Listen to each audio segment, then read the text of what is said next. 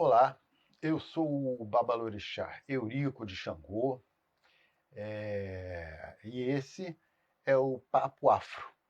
O Papo Afro é o meu lugar de fala relacionado às culturas e religiões de matrizes africanas no Brasil. O nosso primeiro Papo Afro vai, obviamente, falar sobre origens. Vejam, no Brasil, os cultos afro, de uns tempos para cá, passaram a ser denominados candomblé. Mas, na realidade, diversas etnias aportaram nas terras brasileiras durante o período escravocrata, quando os negros eram escravizados e trazidos tanto para o Brasil quanto para a Europa, para a América do Norte, etc, etc. Então, várias etnias aportaram aqui. E não se tinha um nome específico, né? Tanto para falar sobre a religião que os africanos professavam aqui no Brasil.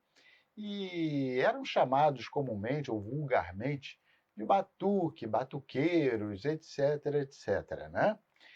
Bom, e entre 1799 e 1835, mais ou menos por aí, né? 1799 foi a Conjuração Baiana, que aconteceu na mesma data, né, da Revolução Francesa, né, 1799. Bom, isso não foi coincidência, não, né? Isso foi uma coisa orquestrada, praticamente, né?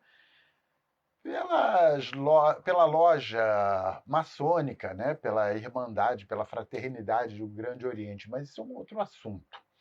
O que eu vou especificar é o seguinte: na Bahia, né, os franceses, naquele período, né, antes da revolta dos malês, né, que culminou com a retirada dos franceses de Salvador, os franceses se encantavam pelo batuque que vinha da senzala.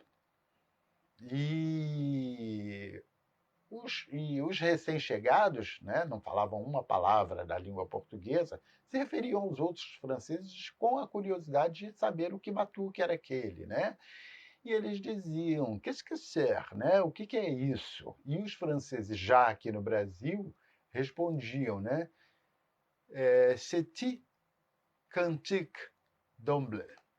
Isso é cantiga dos ombros. C'est cantique d'omble. C'est cantique d'omble. E essa terminologia, né, o cantique d'omble, né, o cântico dos ombros, com o passar do tempo foi aportuguesado para o cantique d'omble, passou a ser chamado de candomblé pelos baianos, né? E a curiosidade, o encantamento dos franceses permaneceu durante vários séculos, no que diz respeito ao cântico dos ombros, ao candomblé de Salvador. Veja, o candomblé, esse nome, tá?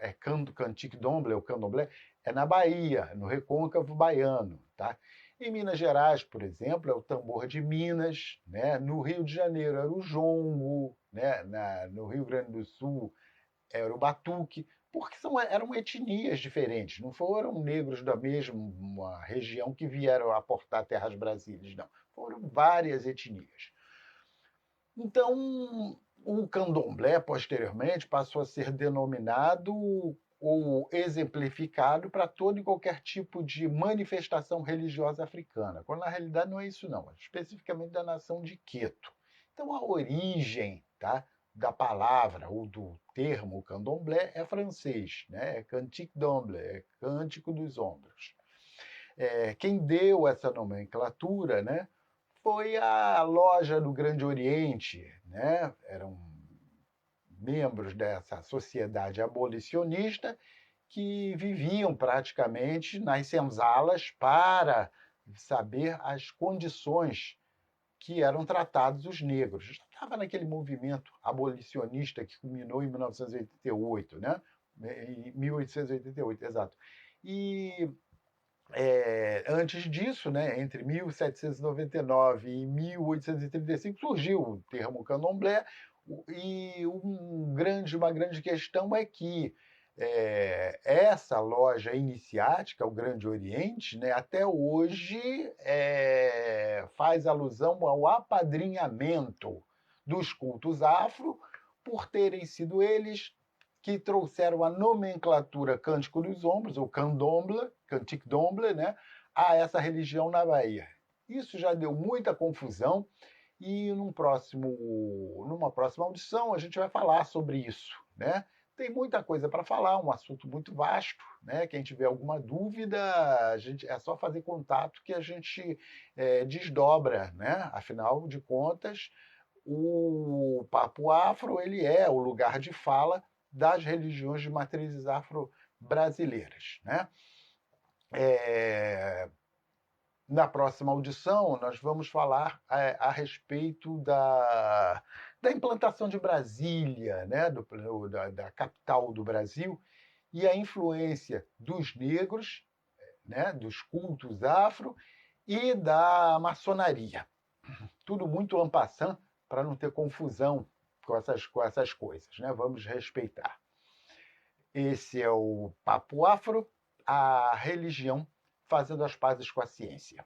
Até a próxima.